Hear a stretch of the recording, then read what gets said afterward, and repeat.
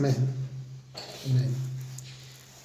Bueno, la semana pasada terminábamos con el premilenialismo dispensacional, viendo un poco la historia de esa línea del premilenialismo, y habíamos dicho que hoy vamos a introducirnos en el premilenialismo histórico.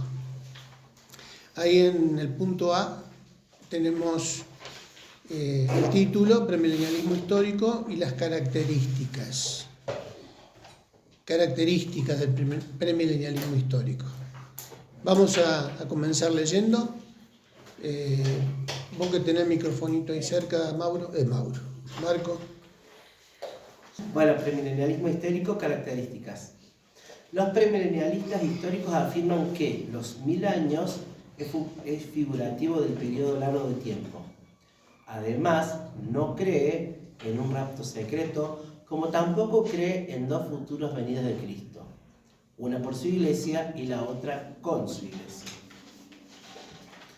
El regreso de Cristo no es un evento inminente, sino que establece que ciertas cosas deben suceder primero en la tierra antes de que Cristo vuelva. Habrá un solo regreso de Cristo a la tierra después de la gran tribulación. Resucitarán todos los justos y los salvos que estén vivos serán raptados, pero volverán de inmediato a la tierra a instaurar un reino milenial. Los judíos y los gentiles serán un solo cuerpo sirviendo a Cristo en este reino y no dos entidades separadas como Israel nacional y la Iglesia. No delimita la duración de la gran tribulación y establece que la Iglesia debe pasar por ella para efectos de purificación. Y la tendencia interpretativa no es tan físico-literal como el premilenialismo dispensacional. Algunos aseguran que el reino teocrático es solo para Israel y para los gentiles. Y que los gentiles ocuparán una posición secundaria en la pirámide social de este reino. Algunos también sostienen que los altos mandos serán para los mártires de ambos pueblos, judío y gentil. Bien. Bueno, ahí en el pizarrón intenté más o menos dibujar una línea de tiempo para entender esto del premilenialismo histórico. No hay mayor diferencia con el premilenialismo, pero sí hay algunas diferencias sustanciales. El premilenialismo histórico es, fíjense que hay dos puntitos juntitos ahí, por la mitad, en donde figura el arrebatamiento, la segunda venida del Señor, el arrebatamiento, y después, mejor dicho, antes de lo que sería la segunda venida, el arrebatamiento, ¿en qué parte de la tribulación está? De los 7 años. No, al final. Casi al final. Es post-tribulacionista. Hay premilenialismo que es pretribulacionista, ¿se acuerdan? Medio tribulacionista. Este sería casi un preira. O sea, como que la iglesia va a pasar por la tribulación y va a ser arrebatada junto con los creyentes que resuciten. Pasaje 1 Tesalonicenses. Y casi inmediatamente vuelven los cristianos con el Señor a reinar en el milenio. Es casi algo simultáneo. Estamos hablando del premilenialismo histórico. Esto tiene relación con lo que se pensaba en la iglesia primitiva al comienzo. Al comienzo la iglesia primitiva era premilenialista. Creían que el Señor iba a venir ahí. O sea, estaban con la expectativa, lo vemos a Pablo casi siendo protagonista de la segunda venida del Señor. ¿Y ellos qué creían? Ellos no tenían el Apocalipsis. No, pero ¿qué era lo que creían? Que lo que estaban viviendo, el comienzo de la persecución, era la tribulación. Entonces, para ellos estaban pasando por la tribulación iba a ser, ellos, la expectativa que tenían era que eso que estaban viviendo, esa tribulación que estaban viviendo, iba a terminar ahí nomás con la segunda venida del Señor enseguida, para después reinar con Cristo en un milenio, que en algunos casos, si bien acá en el apunte decimos que creen en 1000 años figurativos, algunos premilenialistas históricos creen en un milenio literal. Otros, quizás la mayoría, creen en un milenio figurativo.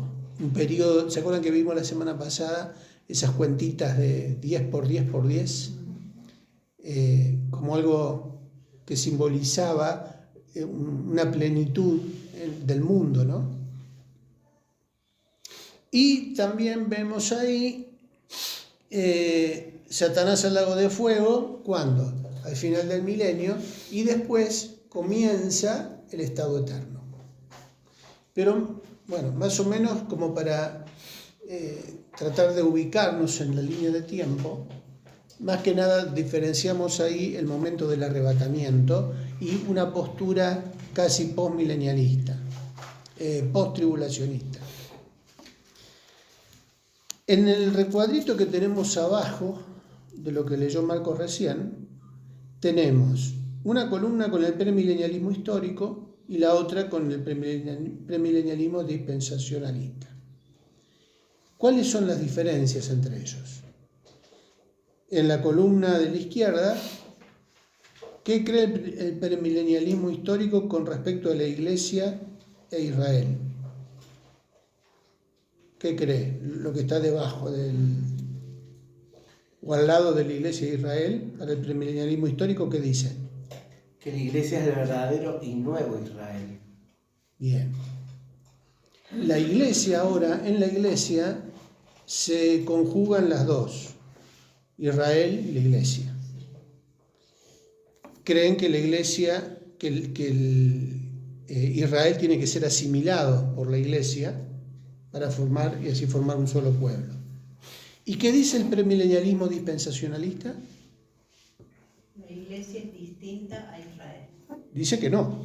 El dispensacionalismo no está de acuerdo con el premilenialismo histórico y hace una diferencia entre Israel y la Iglesia. Y con respecto a la segunda venida, ¿qué cree el histórico? Que hay un solo regreso post-tribulacional. Lo que tenemos ahí, Sí, en esos dos puntitos juntitos. ¿Y qué cree el dispensacionalista? Regreso en 2 etapas con rapto secreto y pre-tribulacional primero. Bien. Serían los rasgos principales entre estas dos escuelas del premilenialismo. ¿Seguimos leyendo? Otras características. La mayoría de los Sí, ese párrafo. Sí. La mayoría de los premilenialistas históricos, por otra parte, sostienen que la nación de Israel experimentará una salvación nacional inmediatamente antes de que el milenio sea establecido, pero no habrá una restauración nacional de Israel. La Iglesia es la nueva Israel de Dios. Otras características. Satanás será atado, imposibilitado de actuar. Apocalipsis 20, 1 al 3. Un juicio determinará quiénes entrarán al reino. Mateo 25. Todos serán salvos, aunque todavía no poseerán cuerpos glorificados. ¿Podés parar un poquitito ahí? Sí. Que no está aclarado acá. Cuando leemos ahí en otras características, se está refiriendo al milenio, a lo que va a suceder, a lo que en este caso el premilenialismo histórico cree que va a suceder en el milenio, ¿no? Entonces, cuando habla de hay otras características, es con respecto al milenio. ¿Sigo? Dale. Todos serán salvos, aunque todavía no poseerán cuerpos glorificados. Mantendrán la condición de naturaleza caída con conciencia del bien y del mal. Será un reino de paz y justicia perfecto. Isaías 11, 1 al 9. La presencia del Señor será manifestada gloriosamente. Isaías 11:10. Los habitantes del reino gozarán de una gran longevidad y abundante prosperidad. Isaías 65, 18 al 25. Las fieras se volverán pacíficas. Isaías 11, 6 al 9. Lo que antes se usaba para la guerra, se usará para combatir la escasez. Isaías 2, 1 al 4. Al final del milenio, Satanás será soltado por un poco de tiempo en donde procurará engañar a las personas para que se rebelen contra Dios. Apocalipsis 20, 7 al 10. A pesar de las condiciones perfectas del milenio, existirán personas que se rebelarán contra Dios y terminarán consumidas. Apocalipsis 20, 9. El reino milenial termina con el diablo lanzado al lago de fuego y azufre, donde ya estaban la bestia y el falso profeta. Apocalipsis 20, 10. Bien. ¿Está clarito? El punto J, Triqui, se refiere a los que queden, a los que sobrevivan, por ejemplo, a todo esto y queden, porque van a seguir siendo su cuerpo pecados, ¿no? ¿Se refiere a eso? Claro. Fíjense que al final hay un Apocalipsis, cuando uno lee, aparece Satanás, vuelve a aparecer Satanás, porque es soltado. O sea, estamos hablando de doctrina central, explícita. Está clarito ahí que Satanás va a ser atado al principio y suelto al final. ¿Qué va a pasar cuando sea soltado? Va a generar una rebelión. Va a procurar que la gente que esté ahí se vuelva a rebelar contra Dios. Si tiene esa intención, es porque la gente que está ahí todavía no está. No es alma. Claro, no. O sea, está en condiciones de rebelarse y de volver a caer. ¿Pero qué va a suceder al final? Va a ser lanzado. No va a tener éxito, no va a lograr esa rebelión y va a ser lanzado al lago de fuego. No sé si tienen en la misma hoja la impresión en la misma hoja. Yo sí tengo. Acá, esta hoja corresponde al cuadro del dispensacionalismo. No tiene que ver ya con el premilenialismo histórico, sino es como si fuera un anexo para entender las dispensaciones. ¿Qué son las dispensaciones? Las dispensaciones bíblicas. Dios administra su reino en diferentes maneras, en diferentes tiempos, al llevar a cabo progresivamente su plan a través de la historia. Esto es lo que cree el dispensacionalismo. Cada dispensación representa una época distinta y contiene una prueba, un fracaso y un juicio. Dios delega responsabilidades y el hombre, como mayordomo, es responsable para administrar los asuntos de su amo en una forma particular.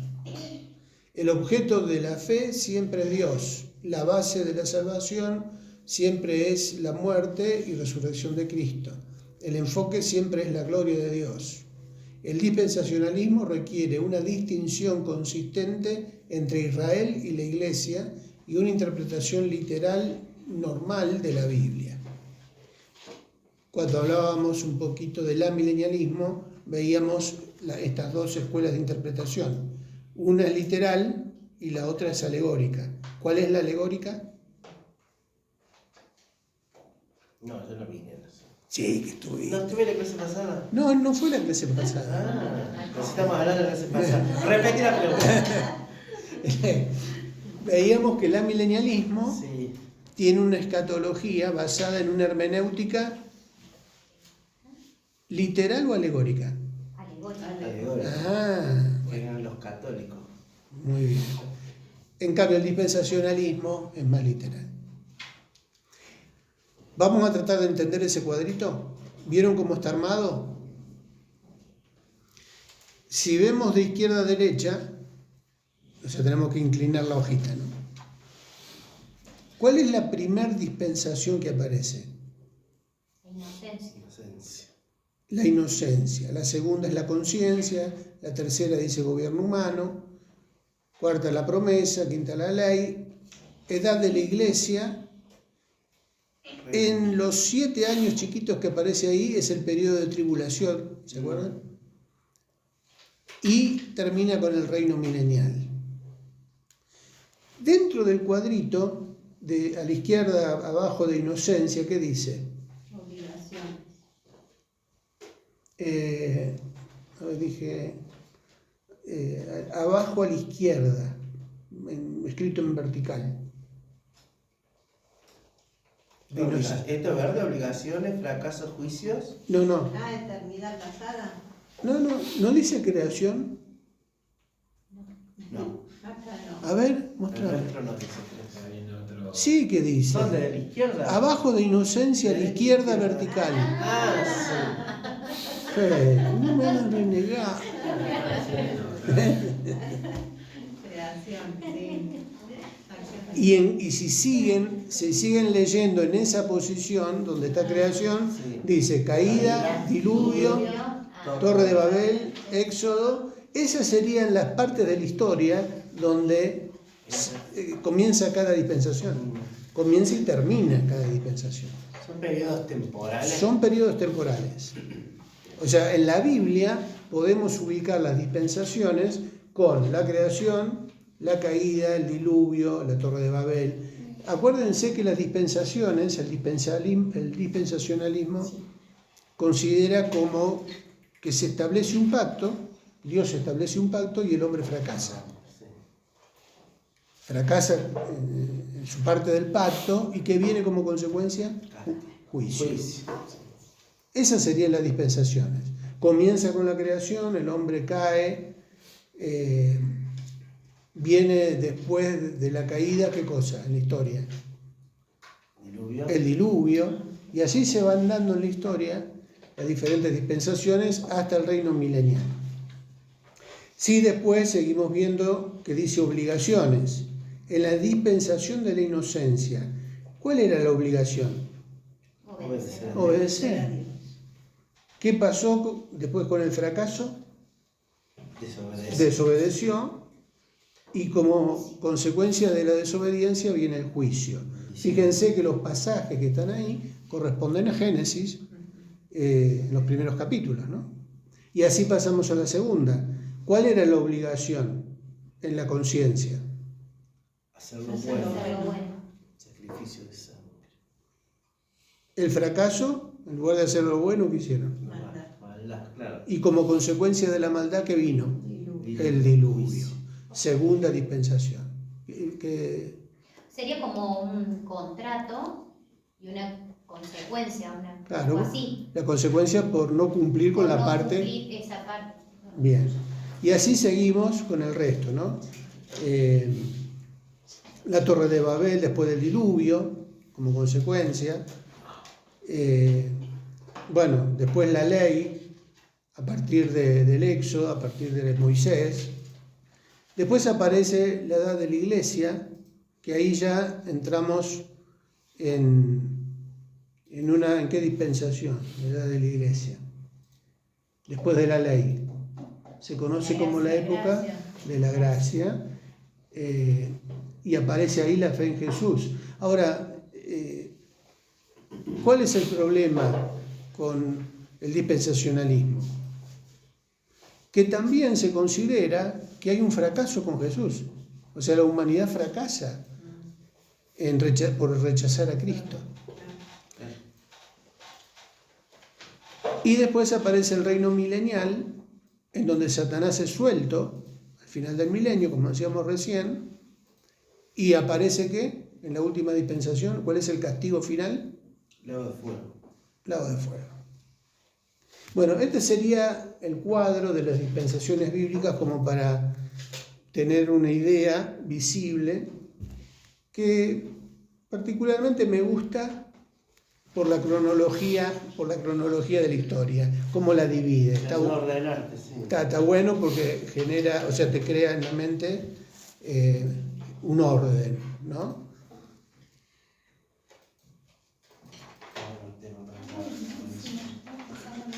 El rapto está antes de la tribulación.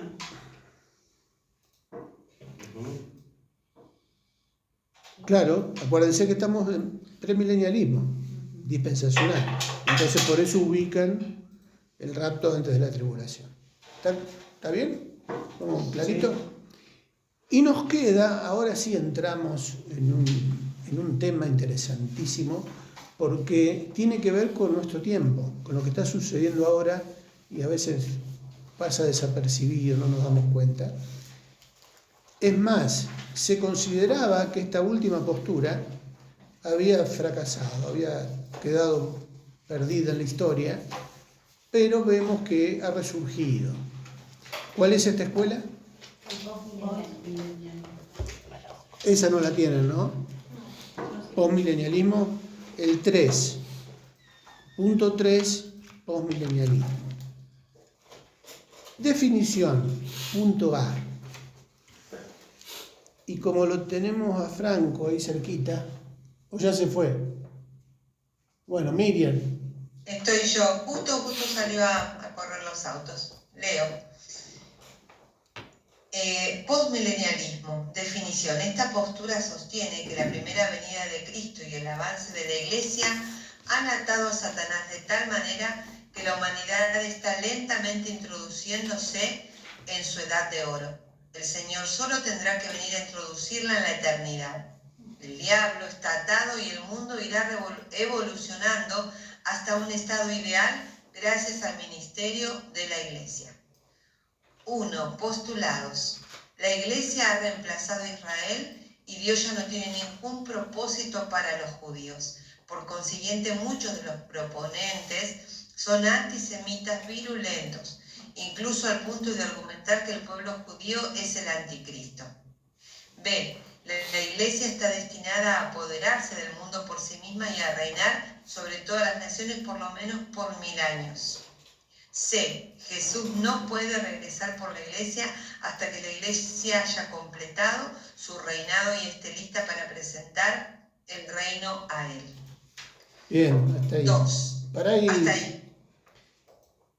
En esta definición tenemos lo principal del postmilenialismo, las bases, los rasgos fundamentales del postmilenialismo. Y vemos que, como dice al principio, la primera venida de Cristo y el avance de la Iglesia ha atado a Satanás de tal manera que la humanidad está lentamente introduciéndose en su edad de oro. Estamos en la gracia. Claro, cuando hace un rato hablábamos de que pareció en un momento de la historia que el postmilenialismo desapareció, porque ¿qué sucedió en la historia? A mediados del siglo XX. O sea, tanto la Primera como la Segunda Guerra Mundial, en ese momento fue un golpe mortal para el postmilenialismo, porque era todo lo contrario a lo que ellos proponían. El mundo no entró en una edad de oro, al contrario. Por eso muchos postmilenialistas se pasaron ¿a dónde? ¿Cuál sería la postura más cercana al postmilenialismo? El amilenialismo. ¿Por qué? ¿Qué tienen en común? ¿Creen que Satanás fue atado? ¿En qué momento? Antes del desarrollo de la Iglesia. Con el triunfo de Cristo, Claro. En la cruz, ahí Satanás es atado, y que progresivamente se estaba entrando en una etapa de progreso para que al final pueda venir Cristo. Pero también leemos ahí en los postulados, bueno, la Iglesia ha reemplazado a Israel y Dios ya no tiene ningún propósito para los judíos. Agrega algo que no está en otro lado, el antisemitismo y esa postura de que creen que hasta el pueblo judío es el anticristo. La Iglesia está destinada a apoderarse del mundo por sí misma y a reinar sobre todas las naciones por lo menos por 1000 años. Jesús, por lo tanto, no puede regresar por la Iglesia hasta que ésta haya completado su reinado y esté lista para presentar el reino a Cristo. Cosa que, como vemos, Como la parousia que decís, ¿no? Como presentarle ya como el trabajo hecho. claro, y que por lo tanto, ¿en qué se parece con el amilenialismo? En nada. Porque el amilenialismo cree que Jesús ya está reinando. Claro. ¿Se acuerdan? ¿A través de qué? ¿O a través de quiénes? De la iglesia. Ya está reinando y solo lo que faltaría sería que Jesús regrese para condenar al diablo al lago de fuego, el juicio final. Arrebatamiento, juicio y estado eterno.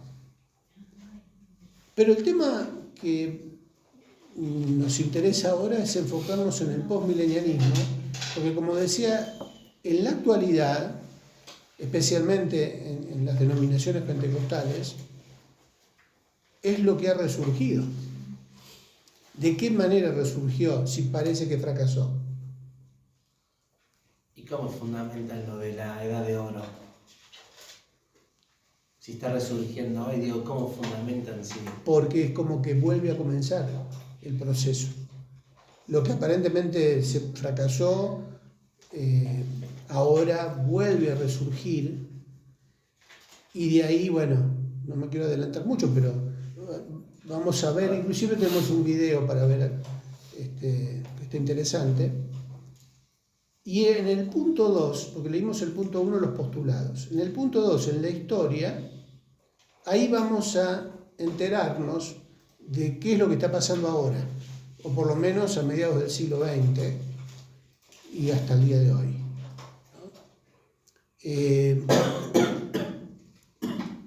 ¿Podés leer, Marcelo? Ah, no tenés para leer, ¿no? Sí. ¿Tenés para leer? Sí, tengo, sí. Bien. El punto 2. Sí. Historia. Resumen tomado del artículo de David Reagan. ¿Convertirá la iglesia al mundo? El postmilenialismo sufrió una muerte repentina cuando estalló la Primera Guerra Mundial, dado que el enfoque está basado sobre la suposición errónea del progreso inevitable de la humanidad. La Primera Guerra Mundial lo mató porque esa guerra hizo imposible creer que el progreso humano es inevitable. Hasta hace poco tiempo, solo un libro importante había sido escrito en este siglo que abogaba por el enfoque postmilenial. Publicado en 1957, se titulaba The Millennium, el Milenio. El autor era un teólogo reformado llamado Loraine Boettner. Cuando leí este libro, concluí que el autor vivió probablemente en una isla desolada, separada de todas las fuentes de noticias. La razón es que él pasa una buena porción del libro tratando de convencer al lector que el mundo realmente está haciéndose mejor. La resurrección del postmilenialismo se llevó a cabo en la década de los 80. Cuando el mercado fue inundado repentinamente con libros postmileniales. Los dos autores son prolíficos e influyentes, más prolíficos e influyentes son R. Paul y David Chilton, una cosa así. Dos sabores. Aunque Paul y Chilton llegan a la misma conclusión errónea, que la Iglesia conquistará al mundo sin la presencia de Jesús, su razonamiento y métodos difieren muy drásticamente. El enfoque de Paul es una consecuencia natural de las dos confusas doctrinas de superfe que han venido a caracterizar a la mayor parte del movimiento carismático. Paul dice que los cristianos son pequeños dioses con la autoridad de Cristo. Podemos, por lo tanto, confesar dominio sobre la tierra y a través de la fe lo que confesemos ocurrirá. Hasta hoy en día se dice eso, ¿eh? Sí. La teología de Paul es la denominada reino ahora. El otro sabor importante del avivamiento postmilenial es llamado teología del dominio. Sus raíces son muy diferentes. Es abogada por teólogos calvinistas no carismáticos. ¿Sigo? Sí. El padre filosófico de la teología del dominio es Rousas John Rushdoony, algo así. Ha estado en la escena por mucho tiempo, pero sus escritos son obtusos y han sido populares solo entre un puñado de intelectuales. Pero en los pasados 10 años, sus teorías han sido popularizadas por su yerno, Gary North de Tyler, Texas, y por David Chilton, un predicador presbiteriano de California. La teología del dominio difiere del reino ahora no solo en sus raíces, sino también en sus métodos. El reino ahora confía en métodos sobrenaturales. Los creyentes, como pequeños dioses, afirman su divinidad al proclamar dominio sobre las naciones. La teología del dominio se basa en métodos más tradicionales. El mundo va a ser reclamado para Cristo a través de esfuerzos misioneros y activismo político. Argumentos escriturales. Hay Bueno, tres hasta ahí, Marcelo. Bueno. Más o menos nos vamos enterando de cómo comenzó o cómo comenzaron estas teorías. El dominionismo, por un lado, la teoría del dominio, y la otra conocida como el reino ahora. Parecen lo mismo, pero no son lo mismo.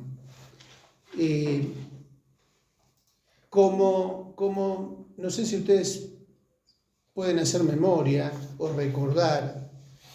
Fíjense que es relativamente cercano en el tiempo, estamos hablando de 1950, 1980, últimas 2 décadas del siglo XX, en donde, si hacemos memoria los más veteranos, ahí aparecen ciertos eslogans como Argentina para Cristo, el mundo para Cristo, los países para Cristo, proclamar sanidad de la tierra, de las naciones, de consagrar ciudades. Bueno, todavía sigue pasando. Hasta hace poco creo que, no sé en qué país, en Costa Rica. En Costa Rica se consagró Costa Rica para Cristo. Esta línea de pensamiento que se bajó a partir de estas corrientes postmileniales, si vamos al caso, ¿quién puede estar en contra de ganar al mundo para Cristo? O sea, ¿de ganar al mundo en qué sentido? De ganar las almas.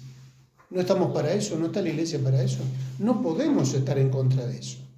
O sea, nosotros oramos por la falda, oramos por las personas para que conozcan el Evangelio.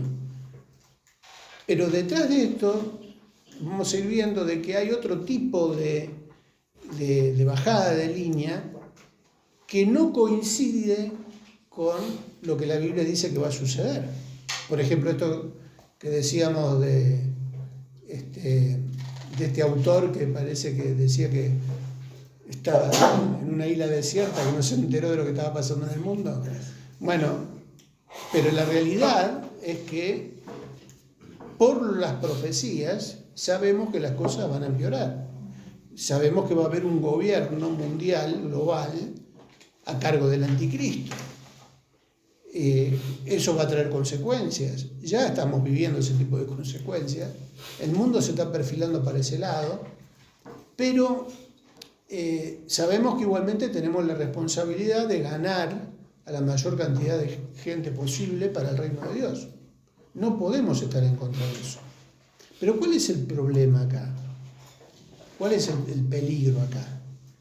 La falsa expectativa que se crea por el hecho de decir que la iglesia, bueno, me estoy adelantando lo que quizás vamos a ver la semana que viene, que la iglesia va a ganar lugares de poder humano y desde allí cambiar la realidad espiritual de las naciones. Entonces, ¿qué se propone? Que una alianza política, ¿no? Genera ahí como que postula que la iglesia tiene que ocupar un rol político. Claro. Y ganar, inclusive hay libros, y creo que también en internet hay algunos videos, en donde se habla de los montes. Creo que son 7 montes, los 7 montes de poder, que son montes a los cuales hay que conquistar, ¿no? Como cabeceras de playa. Pero habla de creo que de los 7 montes de poder. No sé, Tincho, si encontraste algo o estás buscando algo. Conquistar esos montes. ¿Y cuáles son esos montes? la cultura, la política, hasta el deporte, los medios de comunicación, ganar lugares que son importantes para que desde esos lugares se pueda predicar el Evangelio y ganar a la gente. Es una estrategia. Religión, familia, educación, gobierno, negocios, medios de comunicación, artes y entretenimiento. ¿Cuántos son? 7. 7. Mandato de las 7 montañas o los 7 montes. Ahí está, los 7 montes. Hay que conquistar esos montes, porque ganando esos lugares, el cristianismo puede ir conquistando con el Evangelio a los que todavía no conocen al Señor. Es una estrategia. Puede hasta ser válida. Puede haber gente llamada por el Señor para ocupar lugares de autoridad. ¿O acaso Daniel en Babilonia no fue puesto por Dios ahí?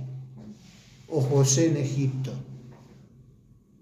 Si Dios lo quiere, lo puede hacer. Pero son puntualmente manejados dentro de la soberanía de Dios. No podemos obligar o meter a la iglesia a ganar esos lugares cuando Dios no llamó a la iglesia para eso. Sí la llamó para algo mayor. Pero bueno, eso forma parte de la conclusión. Pero acá ya vamos teniendo una idea de que, por ejemplo, en la década del 80, yo me acuerdo que en este caso Marcos Witt en Estados Unidos tuvo a cargo una iglesia, un tiempo estuvo como pastoreando una congregación. Lakewood. ¿Cómo? La de Lakewood. La iglesia de Lakewood. Bueno, Por un tiempo, no bastante. No, 2 años creo. 2 años. sí, no, bueno, no me acuerdo. Pero sí me acuerdo que en ese periodo de tiempo Marcos Witt se alinea con el Reino Ahora, es donde aparece también el eslogan de... Sí, no, pero como que vos sos un superhombre, algo así, como que vos sos... El campeón, somos todos campeones.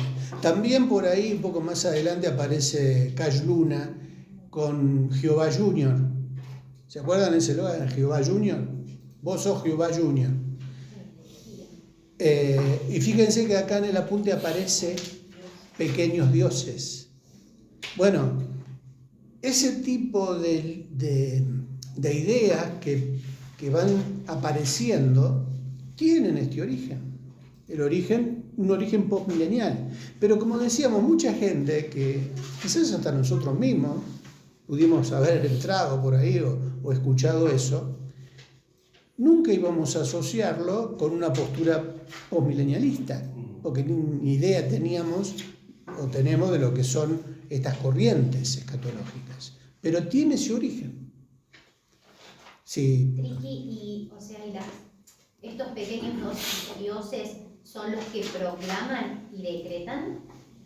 Claro, por eso la autoridad, lo que se interpretaba como esa autoridad delegada en nosotros para proclamar, para decretar, ¿no? Para confesar y de esa manera producir un efecto espiritual.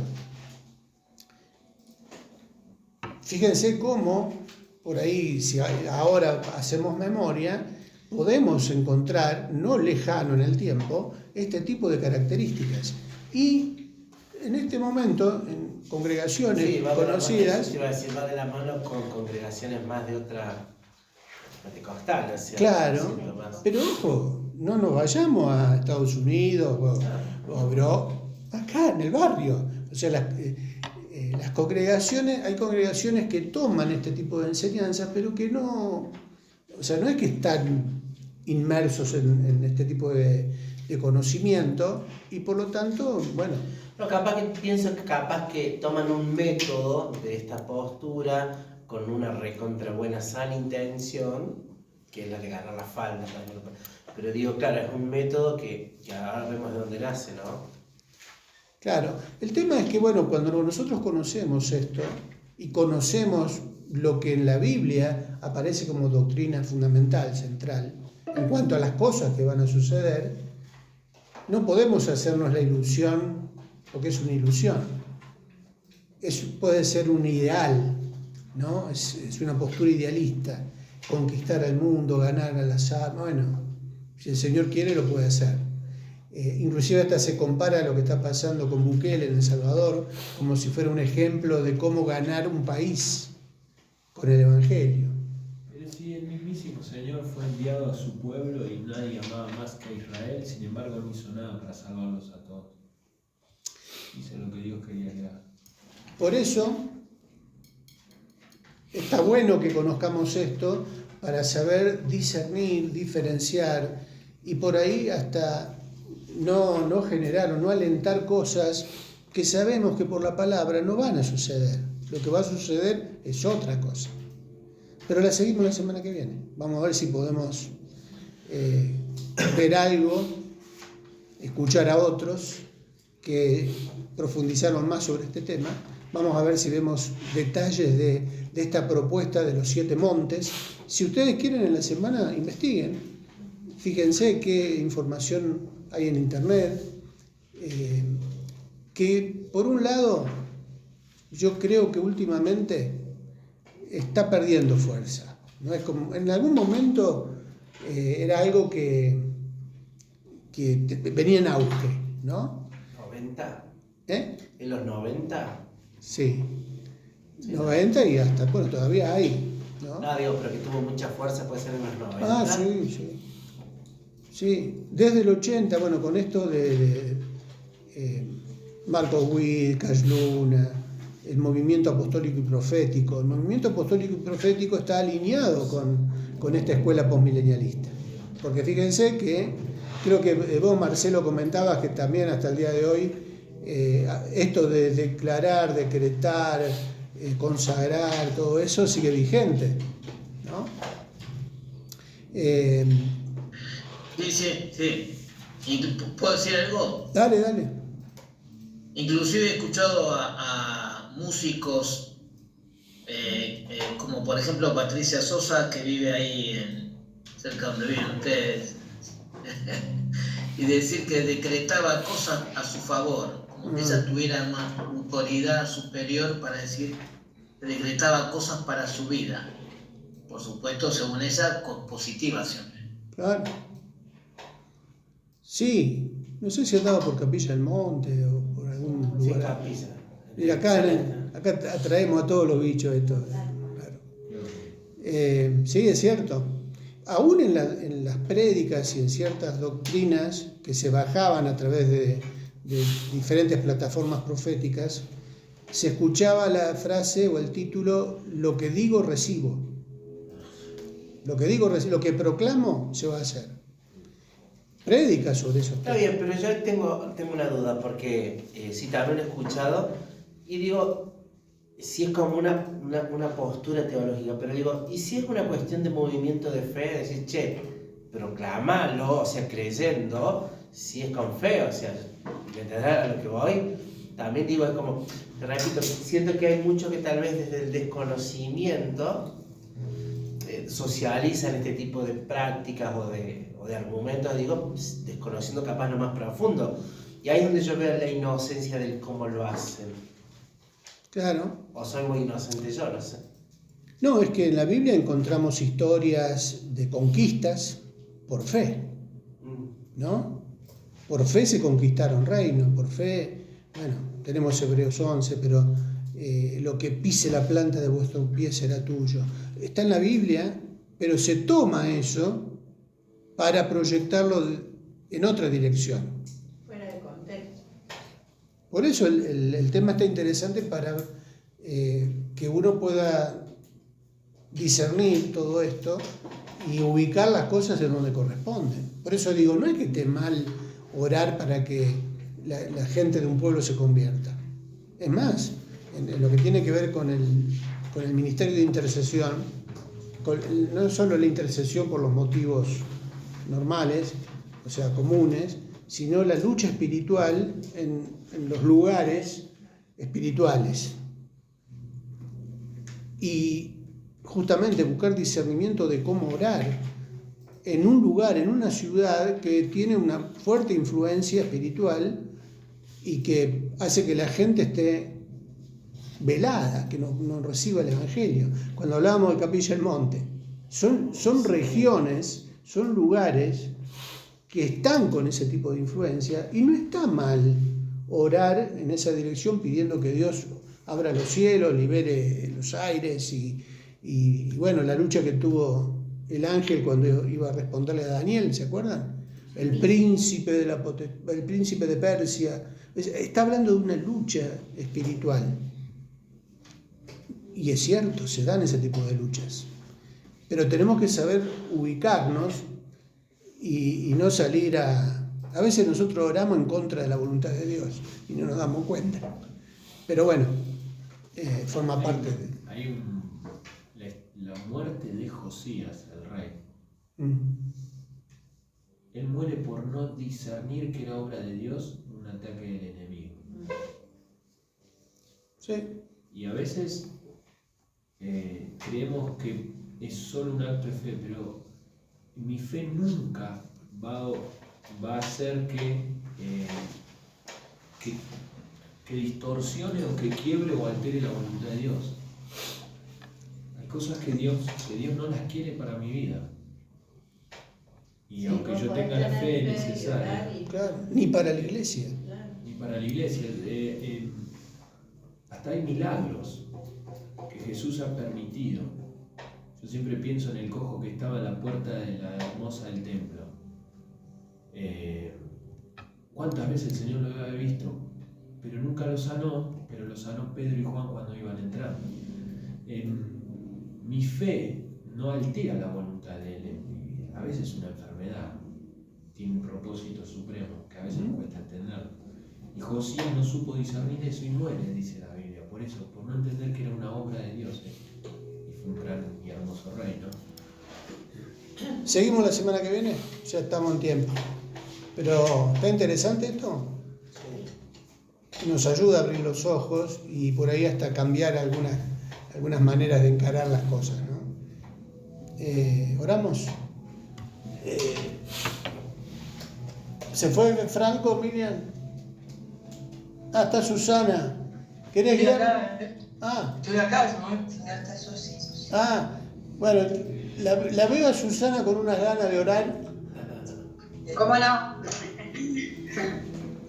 Bueno, amado Padre, te damos gracias. Gracias, Señor, por esta hora compartida. Gracias por los hermanos que se pudieron conectar. Gracias por nuestro hermano Ricardo que nos da esta hora, Señor, para poder aprender un poco más de tu palabra. Te pedimos, Señor, que podamos seguir entendiendo, Señor, todas las cosas que tú nos haces llegar a través de nuestro hermano, Señor.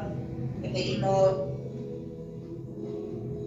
que podamos discernir, Señor, para poder escudriñar de tu palabra, y así como los pecados, que podamos estar también en la búsqueda, Señor, para poder informarnos cada vez más. Te pedimos ahora, Señor, que nos guardes, Señor, en esta noche, nos des un buen descanso y primeramente, Señor, que le des un buen regreso a los hermanos de allá de Córdoba, Señor, cada cual a su hogar, Padre. Cúbrelos, Señor, acompáñalos, Padre. En el nombre de Jesús, Señor, dejamos todo en tus manos, todo lo que queda de este día, Señor, y sabemos que en ti, Señor, podemos seguir confiando. Gracias, Señor, en el nombre de Jesús, Padre. Amén. Amén.